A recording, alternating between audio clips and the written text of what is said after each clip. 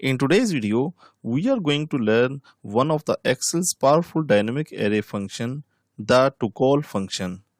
The function allows you to convert data arranged in multiple rows and columns into a single column with just one formula. So let's get started. Here I have a worksheet containing employees working in 4 different zones of a company: North Zone, South Zone, East Zone, and West Zone. As you can see, each zone has a different number of employees, so there are some blank cells in the table. Now imagine that HR department wants one complete list of all employees instead of 4 separate columns. Manually copying and pasting this data would take time, especially if the list contains hundreds of employees. This is exactly where TOCOL function becomes useful.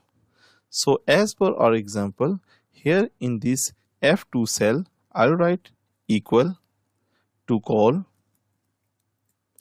and you can see in the syntax of this function, the first thing that we need to provide is the array.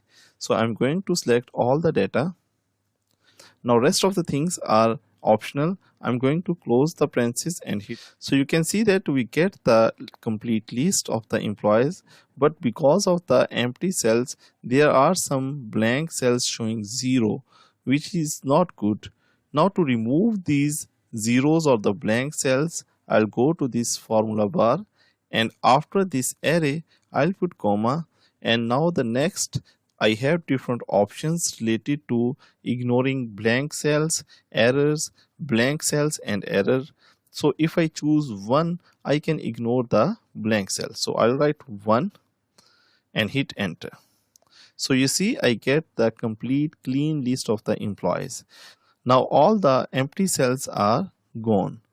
Now if we see the arrangement of the list, we can see that it is arranged row wise, like first employee was Ali, then Ahmed, Fatima, and Bilal. So the sequence goes with the first row, and then the second row, and then the third row. But what if we want to arrange it column wise, like Ali and then Hamza and then Hassan and then Saad, and after that the South Zone employees, then the East Zone employees, and then the West Zone employee.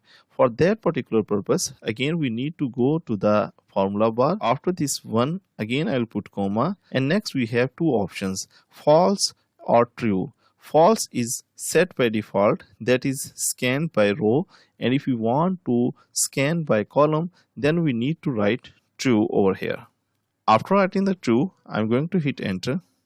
So now you can see the sequence of the employees is column wise, like Ali, Hamza, Hassan, Ali, Hamza, and Hassan. That's all for today's video. I hope you now understand how the TOCOL function can help you organize data quickly and efficiently.